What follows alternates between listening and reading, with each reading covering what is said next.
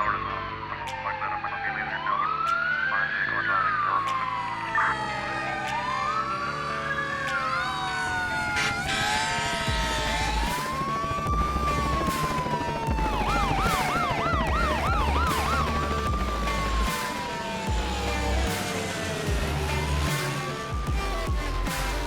Hey everyone, it's Sam, and welcome back to the 911 Nonsense podcast.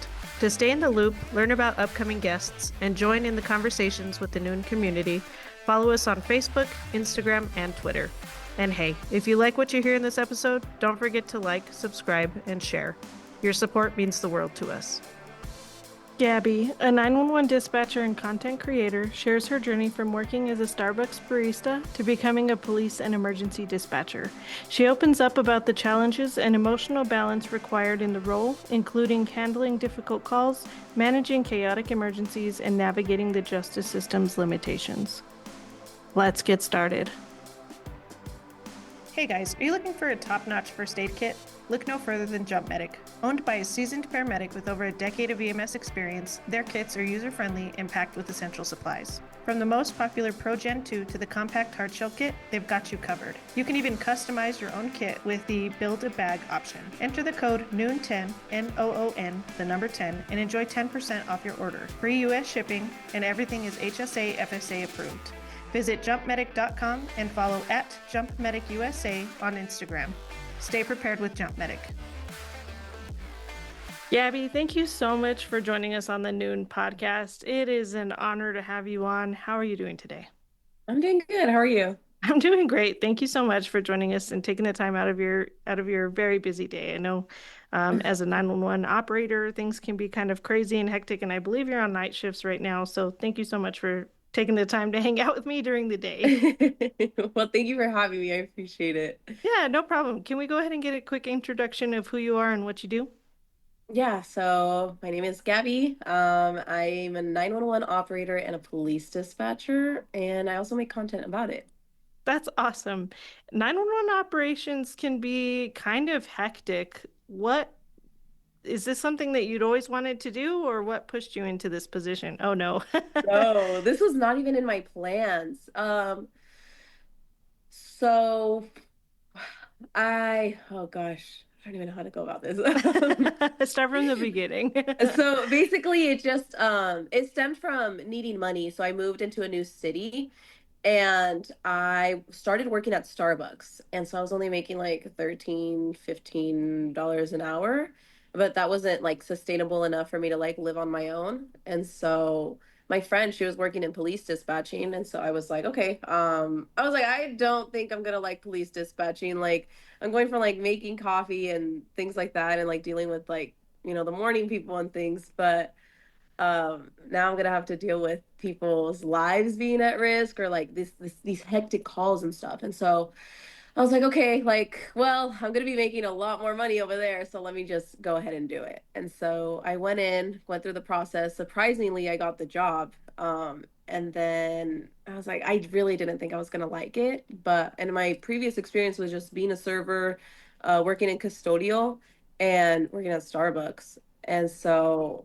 I was like, there's no way that they're gonna hire me. There's no way they're gonna have interest in me. But surprisingly, they like people that don't have previous dispatch experience because you're not like a know-it-all, like you're more humble, you're more open to, and then you don't have like bad dispatching habits that you can bring into the agency. And so they hired me surprisingly, and then I ended up actually loving it. So that's kind of how I got started in it, and I love my job.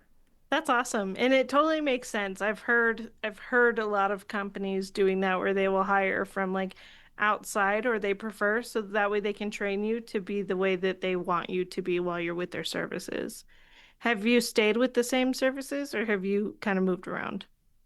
Um, yeah, I've pretty much stayed the first police agency that I've got hired at, I've just stayed there. I was at a concrete dispatching job before that for 1 year. Um, and then I moved to police dispatching, and it's such a different world, but I definitely prefer police dispatching. What is concrete dispatching? So, yeah, I didn't even know it was a thing. But you know how like fixing like the streets or parking lot and things like that, or like the sidewalk. there's big like drummer trucks Mm-hmm. that carry that concrete. And so especially in the summertime, like people are just like companies, big companies are like asking for like their sidewalk to be fixed and parking lots or like the footing of their houses and stuff. And so concrete is very sensitive, like it could get dried up really fast. And if it's not like constantly flowing, like bringing in that concrete, if like let's say I bring like a yard of concrete and then an hour later I bring another yard to fill in like that sidewalk, then there's going to be two different colors in the sidewalk. And so you have to like time it very well in order for like the trucks to be constantly flowing to like bring that sidewalk. And so I know it's very not interesting, but It sounds that's what I used. complicated. Yeah. It's not And not interesting. It sounds that's like something I would never think about or have thought of. yeah, that was actually like the hardest job I've ever had. And so this one is challenging, but it's very fulfilling. And that one is just more challenging. Like it's a lot of math. It's a lot of like, okay, we got to space it out, or you have to know your customers like, oh, they usually take longer. So even though they want like trucks every 8 minutes, we're gonna have to bring it every 20 minutes because they're not that fast. Things like that. So Yeah. that's what I Oh, used to dispatch for. that's crazy. That does seem complicated. And I do understand what you mean when you say like the 911 aspect is more fulfilling. That totally makes sense, right? Because you're helping people. Not that you're not helping people with concrete, but you're actually helping people um, through the phone conversations and stuff. Has there ever been a time where you were like, I don't know how to feel about this. Like, I don't know if I want to continue dispatching as a 911 operator. um, yes, but not in the ways that you would think. Or maybe in the ways that you would think, but I've never felt like I want to leave my job, but I've definitely questioned just because you let me know, but like some ethical things. No, sure. And I know like people and not just like in the streets, but I mean like even inside of like dispatch or things like that, like there's favoritism or there's like things like that. And I think that's in every job, Yeah. but I think I don't think in terms of like the hard calls that if anything it makes me more encouraged to stay because there's some like you're dealing with very vulnerable people and I know I want to help. Like I want to like help them through it. And there's some dispatchers who have been desensitized and they don't really care. I'm not saying in my agency, but I think like in videos that I've seen or in experience that I hear people go through, like there's just dispatchers that don't care and they just want to get through the call and get I through their mean, sure. shift. Yeah, I can't speak for everybody, but I watch some true crime stuff, and there's definitely videos or like news articles where we see like dispatchers actively hanging up on 911 callers, even though it's like a legitimate call and they need that help, right? So I totally get like the ethical dilemmas, and maybe not necessarily with the company that you're working for, but like Hmm. in general, altogether. That is a very hard job, and I could see like working as a flight paramedic and having been in EMS for 20 years, like I totally understand the desensitized part also. Like sometimes you Hmm. just get to a point where like I don't need this in my life right now. Like why are you doing this? You know what I Hmm. mean? Or like Yeah. failing to have that empathy because you deal with all of these emergencies, so when they call, it's not really an emergency for you as much as it is for them, if that makes Yes. sense. Oh my gosh, that's 100% true. And I think sometimes you do need to let go. I mean, I think it's absolutely necessary to let go because you know how they say like you can't bring that to your house. You have to let it Yes. go at work. And so I think it's really interesting though that switch up because you have to like answer the call or be on the scene or whatever it is that first responders do. You have to have so much empathy and you have to like be there. Like you have to care so much in the moment, but once they're gone, once it's out of your hands, you have to let it go. And it's just like, how do you care so deeply in the moment and then let it go right after it's over? So it's like, it's just like such a crazy switch up. And Yeah, I it don't can know. be a problem, right? Because you can care too much and then you can't disconnect. And Yeah. that's a hard part of learning this kind of job is being able to disconnect when you need to, not just, you know, not just for your heart, but for your sanity also. Yeah, no, for sure. And Do you so, mind if I ask how long you've been a dispatcher for? yeah, for 3 years. 3 years. Wow, Mhm. Yeah. that's a hard job. Thank you for doing that. Yeah. Yeah. Has the thought ever crossed your mind to go out past dispatching, like to be a police officer or an EMT? I did think about in the beginning of my journey being a police dispatcher, I did want to be a police officer, but as I've gotten closer with my officers on shift, I'm like, you know what? I don't think I have the heart to do it. I don't think I have the patience. I don't think I have the I don't know. I'm very sensitive, so I was like, I don't think I could do it. But there's this other coworker that I used to have, and I'm like, you definitely could be a police officer. So I just don't. I'm more of like a dispatcher. Like I'll be there like emotionally for you, de-escalate things like that. But I cannot like, hey, do this or anything like that. I cannot. Can't do the aggressive side. Have you ever considered doing a third ride with them? I have, and I have done one, and I did really, really, really enjoy it. And there's some days where I'm like, I could totally do this, but there's some days where I'm like, yeah, I 100% couldn't have handled that situation. So. Yeah, it's good that you recognize that. I do urge you, though, to do a couple more ride-alongs to see. I think sometimes we impress ourselves Really? in the amount of patience that we have, but Yeah. and not necessarily Yeah. just with cops. If that's something that really interests you, you could even go um, and ride along with it, one of the ambulance people that you help. Yeah, that would be really cool. Did you ever question like you doing it or no? Like being a I flight couldn't be a attendant? dispatcher, that's for sure. Really? I could What? not. I no, and I think it's just because from such an early age, because I started at 18, I was working Oh, with a volunteer wow. fire department and I started going Wow. through my EMT basic. Um, I knew that I wanted to be hands-on. So I think for me Okay. personally, and I have a lot of friends that are dispatchers now, I think for me personally though, I'd have a hard time being on the phone and having the patience to talk with people while they're having their emergencies where Oh, I I gotcha. like I want to be there. You know what I mean? Yeah. No, that okay, that makes a lot of sense. Yeah. Okay, that makes sense. I Can get it now. Yeah. Yeah, no. And do you guys still do it's probably not flip cards anymore. I imagine it's digitized these days, but do you guys still go through the like, this is how you do CPR? So we just, which I'm very grateful for, we just do phones and we do police. So we don't do fire or EMS. Oh, that's good. Yeah, That's yeah. hard So too.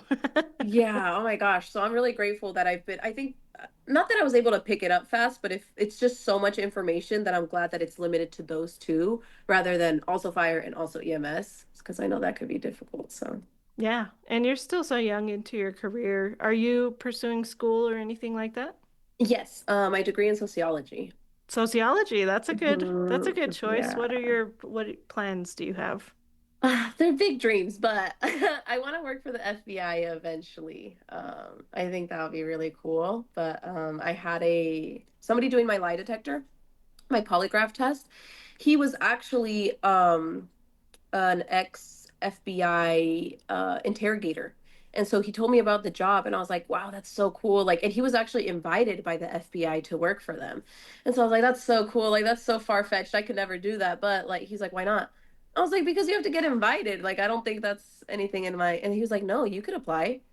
And Mm-hmm. I was like, really? He's like, yeah, what are you studying? I was like, sociology. He's like, no, you could definitely apply. Like it takes a lot of like knowing about like the person's brain and like their I don't want to be exactly an interrogator, but I think just working for that, I want to do that. If I don't end up doing that, then I do want to work I don't know exactly what it would be called, but I just want to work I don't know, maybe an admin, but making sure that like the dispatchers are like the centers are not toxic because I know that like not having a toxic environment and dispatch center has made the work so much easier for me. And I know Sure. there's so many like places that have like a toxic work environment. And I think with first responders, it's like common, unfortunately, just because it's the trauma of the job and like the things you have to go through and things like that. So I don't know. So it almost sounds like you want to do like an employee wellness kind of thing for Yeah, like something mental like, health. yeah, like if I can help in that aspect, or even just being like a manager or supervisor to make sure that like at least my people are okay. But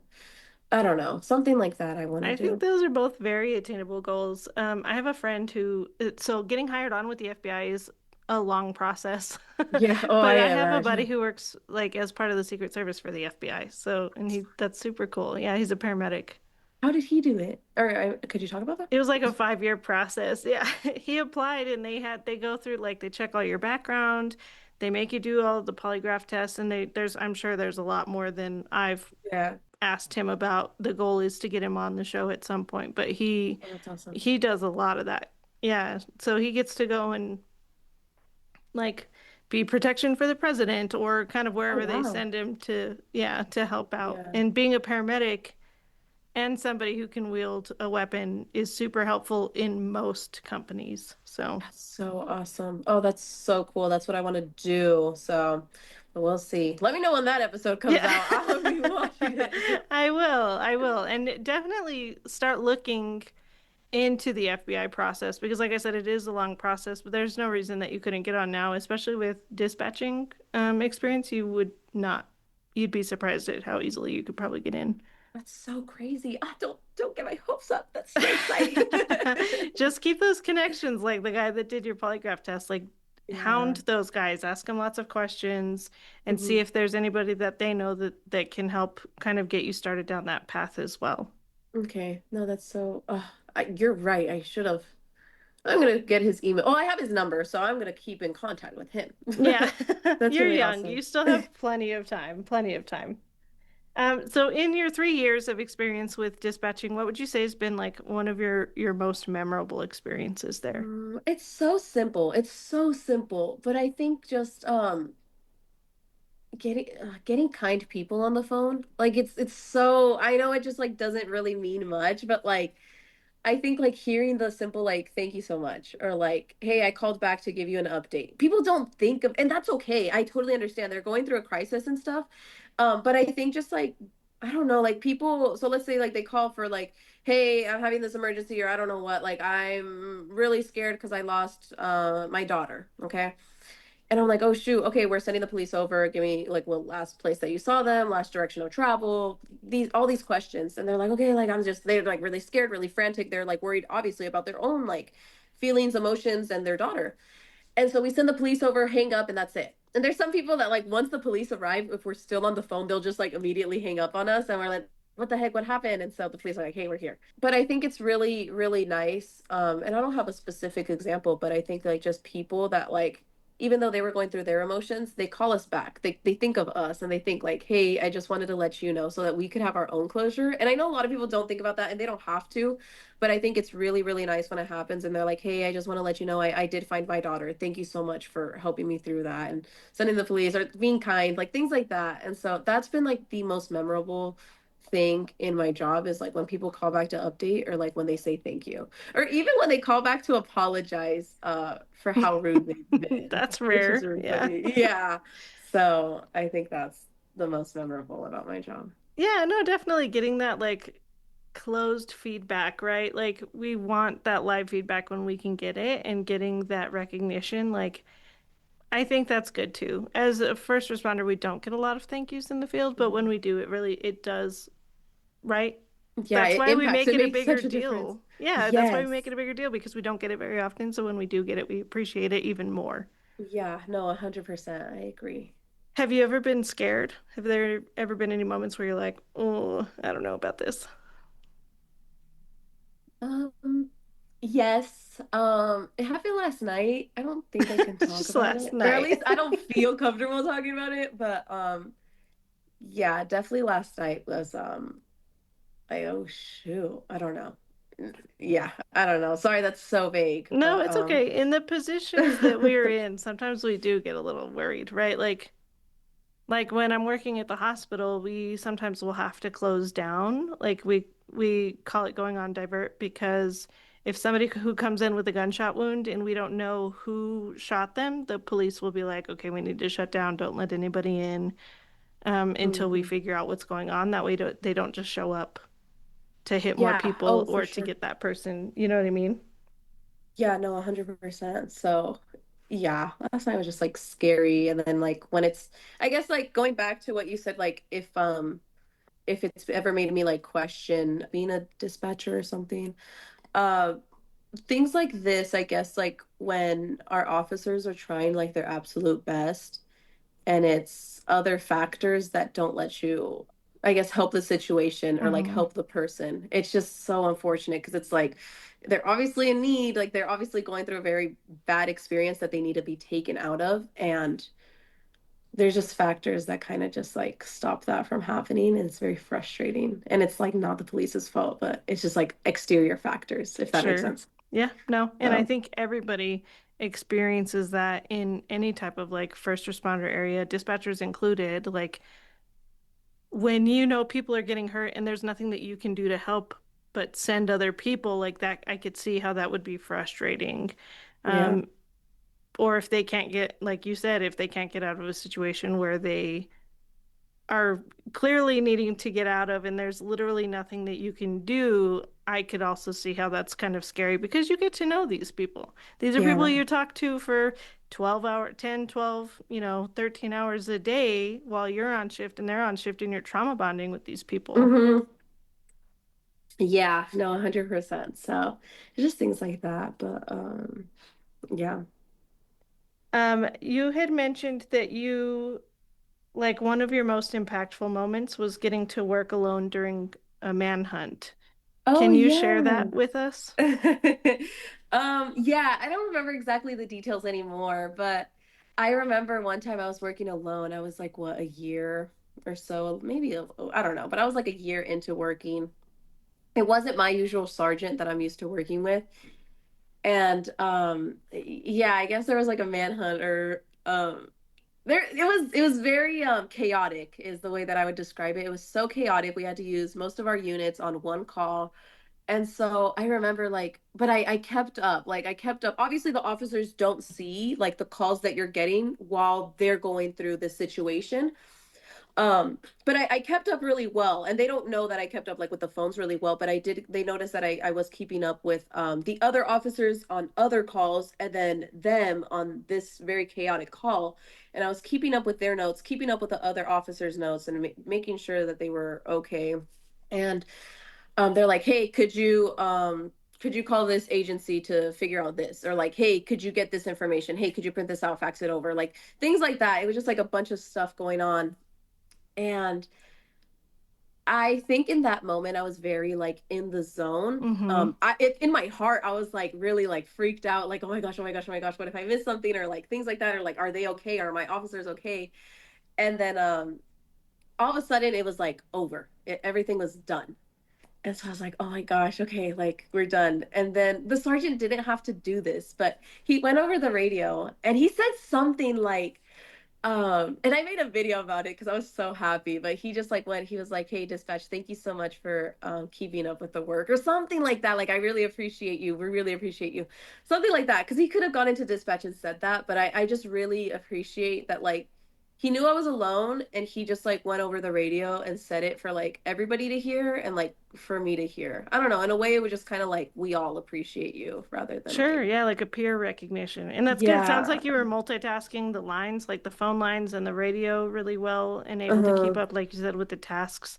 Because sometimes we can get task saturated where they're asking us like to print out the form and fax it over and then also to make mhm. more multiple phone calls to different agencies. But you said that you were able to like not only manage the radio traffic, not only managed calling other agencies, but also you were kind of tracking on cameras to see if you could find Yeah. this person. And was this a person who like they were looking to arrest, or was this like a missing person who went missing, like an Um, elderly person? Do you remember?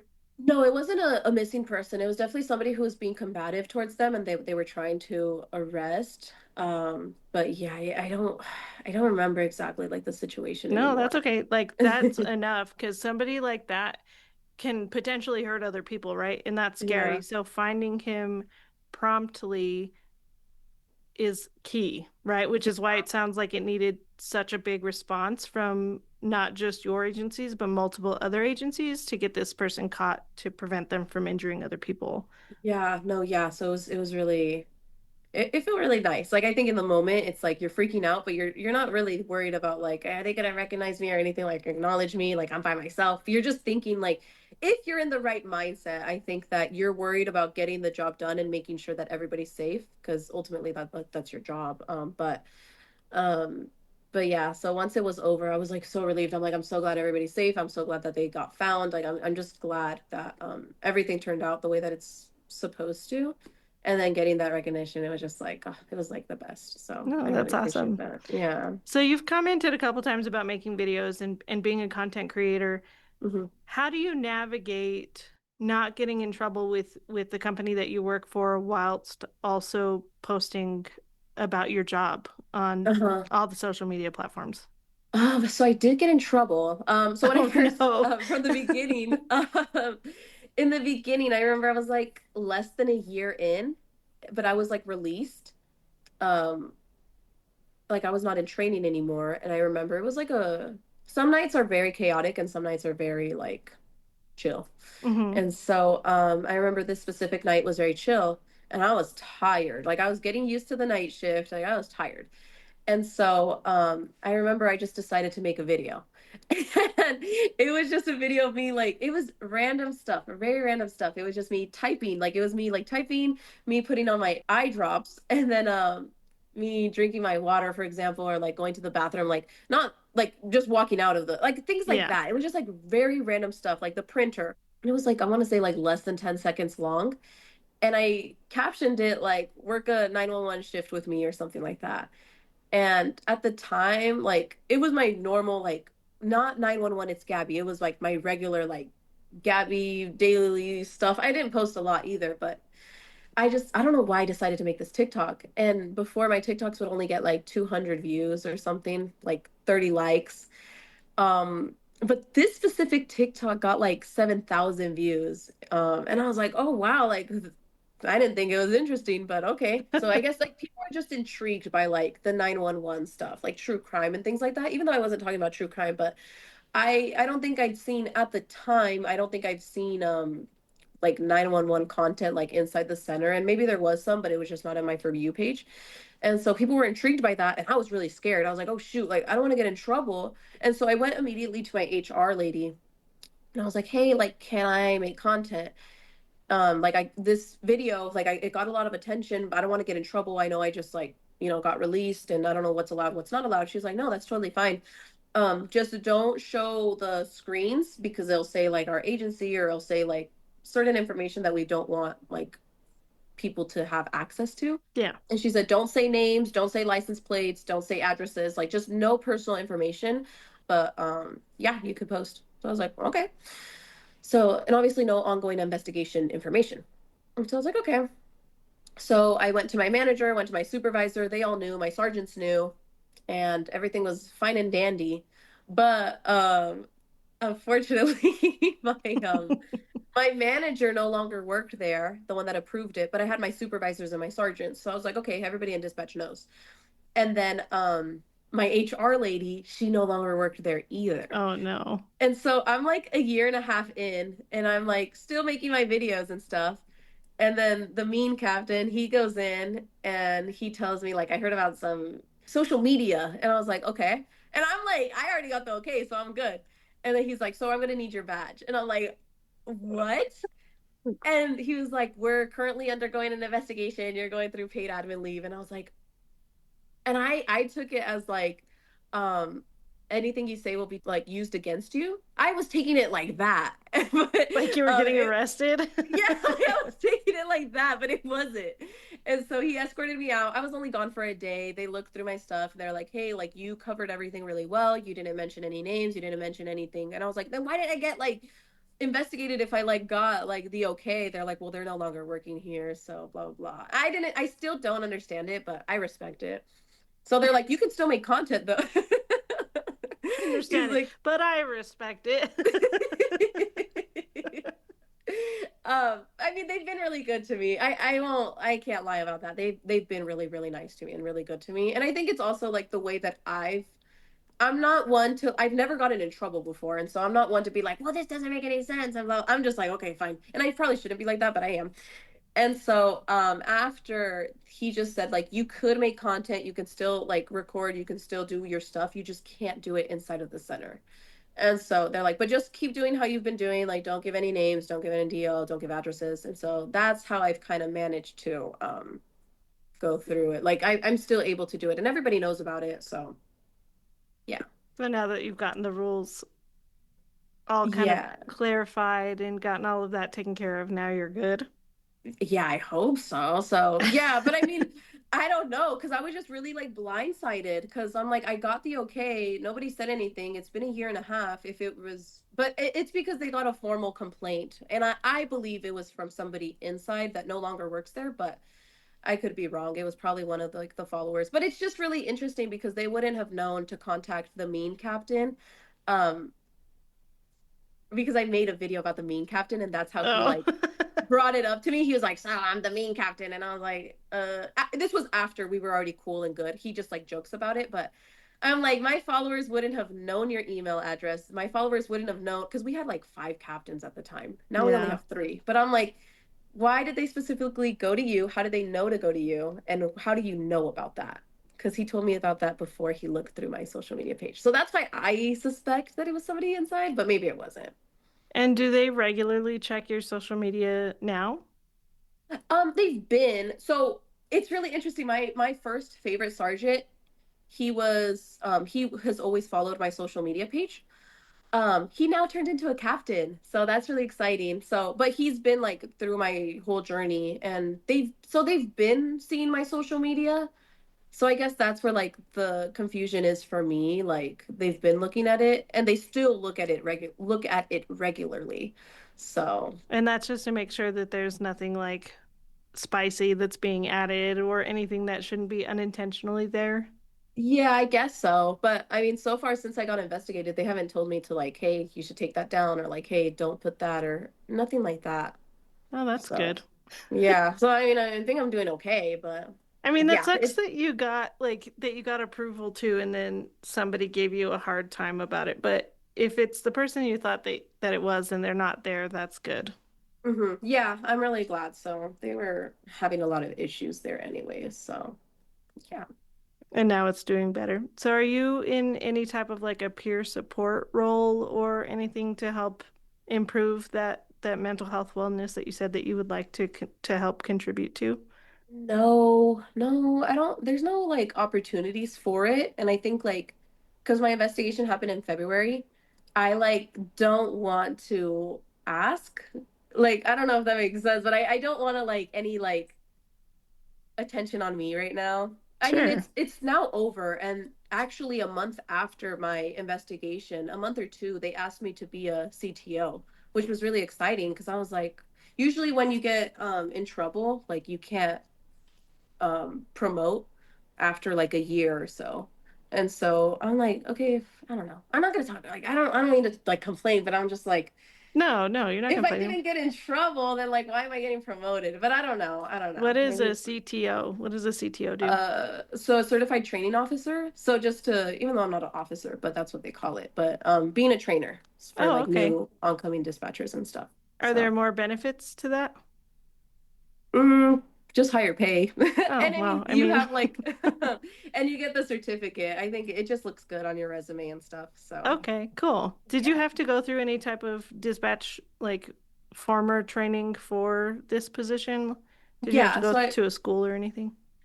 So we have a class, and it's about like a 20-hour class they go to. So, but yeah, it's good. That's awesome. And then you have to pass the test and you get a certificate that way? I think so. I'm not sure if there's I mean, I'm sure there is, but yeah. And then you get the certificate, and then you go about training people, That's the awesome. oncoming So people. that's just to be a CTO, and is that something that is interesting to you? Yes, I've been wanting to be a CTO because I think there's and I'm not talking specifically in my agency, but I think like the comments that I've gotten before is that people quit during training because their trainer doesn't have the patience. And I'm not saying it's okay, but I understand because they're like they've done it for like 15 years and to them it's like just what is Second it? nature. Yeah. Yeah, and so to them they're like, "Why aren't you getting it?" And I'm like, "Oh," and I totally like resonate because I'm a very slow learner, and so I feel really bad for like the trainees, and I think just like the pressure that comes on, like they're all watching you, and like you can't make mistakes, and sometimes like that makes you mess up even more than you would, and so I don't know. I think I have the patience for it. And so I want them to feel comfortable and I want them to feel applauded for the good things that they're doing and instead of like just being chastised for like the bad things that they're doing, Sure. So And what advice would you give to somebody coming in as a brand new dispatcher? Be kind to yourself and don't compare yourself to the people that have been there for years. And I don't take work home. I think like for my first dispatching job, I used to practice like my bind, like I would like study my binder and then I wouldn't enjoy my weeks, like my days off. And it just consumes you. And you, especially with this job, you can't let it consume you because you can't effectively help people if you're not like in a good mindset. So, Sure. How do you step out of the work role when you're leaving work? Um, well, definitely sleep. But I think that what's helped me a lot is like self-help books. I like to read self-help books. I like to go outside. I like to go to the museum. I like to go to coffee shops. I like to do little crafts. I don't think I have one here, but I just like doing like crocheting and stuff like that. I think just like learning like little hobbies like that control your mind has been beneficial to me. But I know other people, they like feel less stressed or like they I don't know, like they feel better when they're doing like exhilarating things like motorcycles and driving fast and roller coasters. And I know that's how some people de-stress. So I think just like learning how you personally de-stress is very helpful to like learning better when you get back to work. Yeah, that's awesome. And that's a great perspective. Is that something that you have figured out since starting this job, or is that something you've always done, is just having little hobbies outside of whatever work is? I've learned more, like, yeah, with the job. I think like I just needed my mind to, because I used to like party and stuff like that, like after work to like de-stress and I'd shop, like, and those aren't like super healthy, because like I don't know. At least for me, it wasn't super healthy to like constantly go out and party and dance and be out late because then you're not getting your sleep and you're just like constantly on social media and things like that. And that does not help. But like being out in nature, being out like reading or helping your mind or that has helped me a lot. So I'm definitely different in that aspect, but it's just trial and error for me at least. That's awesome. Are there any, like, is there any part of the job that you have learned and have incorporated into your real life? So separated. Um, yeah, I think I've been a lot more vigilant, like which could be a good thing and a bad thing, but I think I've just been a lot more like careful with my surroundings. I think even like with driving, like I'm more careful because I see like how people I've seen a lot of like accidents that like happen and you could be in the right, but like if you're not being vigilant of your surroundings, like it could be a problem or like even just going into a restaurant knowing immediately like looking for the exits, like things like that. It's like yeah, I think I've just like learned to be a lot more vigilant. Yeah, that almost sounds like a traumatic response, like Oh gosh. and not in a bad way, right? Like, so Uh-huh. so EMS does that a lot too. And that's Mhm. usually a traumatic response for the things that we've seen and we deal with, which for you, Mhm. it also does sound like that. Like knowing where the exits are at restaurants because you never know when people are going to get aggressive and potentially cause problems in that restaurant. So Yeah. knowing your quick exits. Yeah. Um, One of the issues that I have is I have the Apple AirPods, but I Oh, can't uh-huh. Yeah. have noise canceling on. I can't. Oh, uh-huh. I have to be able to Oh, hear what's around me, right? Like that's just one yeah. of the things I have to know what's going on around me and that's kind of what it seems similar to the way that you're describing it Yeah. I think just like being more vigilant. And then like with driving, I have such bad like driving anxiety. It's so weird, but yeah. because of all the accidents and such that you've heard. Yeah, and just like the footage that I've seen, like there's somebody like let's say like these two lanes and this person decides, oh wait, I actually want to turn left. And so Mhm. I don't know they probably didn't see or something, but like they just like take a left and this person keeps going forward and then it's just like that, like clashing. And so just like being super vigilant, like just with anything or like with people surrounding me, like I'm like, are they following me? Like, I don't know, it's probably like a paranoia, Yeah, like, now you're adding paranoia in there. yeah. And so it's just like those things have like, it's just like the vigilance has like, sometimes it's too much and sometimes it's like like it's probably best that I did like know that. I don't know. So I don't know. Are you seeing a therapist? No, I was, but not anymore. Probably be a good idea.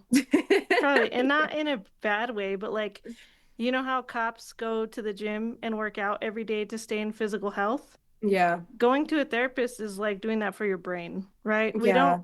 We don't want to be to a point where it's an emergency and we need to see somebody now because that's not going to fix the issue. We Hmm. need to be seeing them regularly to maintain that level of mental fitness, right? Yeah. So that when the accidents or when the bad things do come, we are more mentally prepared for them. No, yeah, I do agree because I don't, it's not normal to like hear so many problems at once for like hours straight at a Hmm. time. And then like those like emotional highs and lows. Do you see one? I do. Yes, I do see a therapist. And I tell everybody to see a therapist. It's not for everybody, but I Mhm. definitely suggest at least giving it a try to help mentally decompress some of the things that we see and we deal with every day. I agree. No, I definitely do agree because I think in the beginning the job has like it did I let it like dehumanize me a little bit, but I'm back at like being like sympathetic and stuff. But Oh, I that's think in good. the Well, beginning I was like this, oh, like I just need to not care so that I'm not like so heavy-hearted, but I think I've learned how to balance it more. But I do agree, like a therapist, when I was doing it, it has helped me a lot resolve a lot of like my own emotional issues and stuff. sure. Yeah, no, definitely recommend it. Do you mind sharing, we can talk about one of your worst experiences with the woman and her baby. Yeah, so basically this woman, I'll make it short, but basically I was going in through shift change. It was happened like at shift change.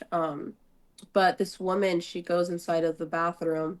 She was pregnant, goes into the restroom, leaves the restroom, and she's no longer pregnant. And so, I mean, you still have that bump and stuff like after because you need to drain the fluids and It's stuff, like but it's significantly smaller. Yeah. yeah, and so anyways, and this is just like looking back at the footage. It's not like happening live. But when I did arrive, they had gotten a call, the dispatchers that is, they got a call about this completely different person goes into the bathroom and there's a trash can and there's like toilet paper, wet toilet paper inside of the trash can. So the person like goes in and it's a baby, like it's Mm. the and then she goes or he goes outside and tells people and then they call the police and then they tell us like hey we found this you know deceased baby inside of the bathroom trash can and so that's when we roll back the footage we find who it is we end up finding the person and they did the autopsy on the baby and unfortunately the person that was doing the autopsy said that they couldn't prove that the baby was purposefully drowned or if it had like because she was giving birth herself that the baby had stayed in the water for too long and drowned on its own means and so as far as I know the last that I knew is that they couldn't take her to jail because of what the person that gave the autopsy said and we had to pass it over to the neighboring agency. It's really crazy how finicky some of these laws can be, right? So, like, we have a young lady here who, in New Mexico, that's getting pressed with charges for throwing a baby in a trash can, like in a big dumpster, right? Uh-huh. And that is such a frequent issue. Really? Oh Yeah. my God. Not just here, but like all over, right? Yeah, no, for It's a sure. huge issue. So you were involved in that case because you were scrubbing through the cameras and you said you were coming on to shift. Was that kind of a shock for you as you came in? Yes, but it's more like I think it's interesting like work mode and off of work mode. So like you go in and you're like, "Oh shoot, okay, like let's hands-on type of thing. Like let's find the footage, let's call the people that we need to call, it's like all these things." But like if I were like here at home hearing that, I'd be like asking so many questions like, "Oh my gosh, that's so crazy. I couldn't imagine." Like you're just more like emotional about it, but like when you're at work, it's like, "Okay, I know my role. I know what I got to do," like things like that. So it's just like a shift, but yeah, I was very shocked when I like went in. I was like, "What the heck?" Yeah, and then to find out that the woman's basically disposition, right, is based off solely what the person who did the autopsy did. So no type of punishment or anything just because there was no proven standard on how this baby died. Yeah, and so that's like the very unfortunate part because I know that like the police officers always get the blame. I think that they always get like, well, why didn't you just like arrest them anyways? Or why didn't you just this? Or like you like you know, things like that. And people don't understand, I guess, like how it actually works. Um, because they can't override like certain things. Mm-hmm. And so it's just like very unfortunate because the police officers, like, especially with kids, like a lot of them are like fathers and mothers. And so they get very passionate when it comes to kids. And so they want to do more. They want to do like all that they can. They want to get justice, but sometimes it's not up to them to like deliver that justice because there's a process. Right, or And they do deliver the justice, right? And the judicial system comes in and says, well, no, they're okay to not be here in the court, or no, they're not guilty based on whatever means. So that can be frustrating. I yeah. totally get that, especially like working in the field for as long as I did. I worked on the 911 system, and one of the last calls that I had was for a shaken baby, and I got called into court for that. And when they deliberated on that guy, they deliberated for like less than 3 hours and found him not guilty, which was absolutely insane. But I know the cops did everything that they had to do to get that set into motion. Yeah. Oh, and it's just so frustrating because it's like people think that like the cops are like the final say, but it's not. Like there's so much to it that people don't see. And then at the end, like the cops can't talk about it or it's too traumatic to talk about, or when they try to explain themselves, people don't believe it, they don't care. So it's just like people just will think what they want to think, but if they truly knew like the ins and outs and every, because I don't even know like everything having to do with it, but I think I have a little bit more of an understanding as like, okay, the cops cannot like just do whatever they want, even though people think that a lot, and I think there has been a lot of injustices, but that's not always the case, so it's just Right. really unfair. And it's good and bad, right? That our Yeah. cops don't have those final says, because Yeah. that is a very emotional aspect. And we don't want cops to make decisions based off of emotions, which is Mm-hmm. why those people go and see judges. Mm-hmm. So I think there's just a lack of an education component when it comes to like how our justice system works, which Yeah, is 100%. unfortunate, but Yeah. hopefully through podcasts like this or through even the content that you're doing can help people realize that that's not how the system works. And if you do really want to make a change, this is how you do it, right? Yeah, no, I 100% agree, so So yeah. tell us, Gabby, where we can find your content and where we can find you at. I'm at 911. It's Gabby. Gabby with one B. I know people say Gabby, but yeah, 911. It's Gabby on Instagram, Facebook, YouTube, and TikTok. I think that was all of them, right? You tell Yeah. me, girl. Yeah. You can find me on 911. It's Gabby on all platforms except Twitter. I'm not on Twitter. Not on Twitter. That's okay. Yeah. Are you okay if people reach out to you to ask you questions for dispatching or anything like that? Yes, you can, but I probably won't like. I'm really bad with my DMs, but you could try because I This just don't comes want from to personal guarantee. this comes from personal experience. She is very delayed. Yes, I am. So I'm really bad with DMs. So you could definitely, you're welcome to, but I can't guarantee your response. I'm so sorry. It's taken so long to be on this podcast too because of my lack of communication. So It's okay because we're here now, and I'm so glad I've gotten the opportunity to get you on. And I just want to give you the opportunity if there's anybody you want to shout out or do anything else or talk about anything else that you feel very strongly about. This is the time for you. I would say, well, one, Tone Alert, shout out to them. I think that they are the most, they're two police officers and they are the most neutral and open-minded police officers that I've personally experienced. And they have their own podcast. But I think that they have very interesting takes and they're very respectful. Oh, also Kappa Cookie. He's a police officer that makes cookies. Pop a And cookie. Kappa Cookie. Yeah, he's super awesome. He's also very respectful, very neutral. Um, But yeah, cop a cookie, and his cookies taste like cake. They're so good. Um, yeah, they're like thick, like they're so good. And So what else? random. But anyways, I think the last thing that I want to say is just be kind, because you truly never know what anybody's going through. They could look all well put together, and really on the inside they're going through something very difficult with their family or with themselves. And I know I've done that too. We all have that mask, but you truly never know like why somebody flipped you off. Probably has nothing to do with your driving, but it has to do with like what they're going through. A phone call that they just received, or like you never know why somebody, I don't know, is not responding to your phone calls or to your text, or why they're being mean. I'm not saying it's okay to be mean. All I'm saying is just be kind to everybody. That's my biggest, I guess, thing that I want to say is just like be kind, because you truly never know. Yeah, no, great words of wisdom. And thank you so much, Gabby, for joining us on the 911 Nonsense podcast. It's been a great conversation. I appreciate your insight and I Thank appreciate you. hanging out with you today. Thank you so Thank much. you. I appreciate it. Yeah, no, I hope you have a good day, Gabby. All right. Thank you. You too. Bye. Thanks for tuning in. If you're enjoying the show and want to show your support, be sure to check out the Noon merch store on Bonfire. Find the link in the description below. Also, if you have any guest suggestions or if you're interested in being a guest on Noon yourself, visit the website at www.samspursuit.com to get in touch.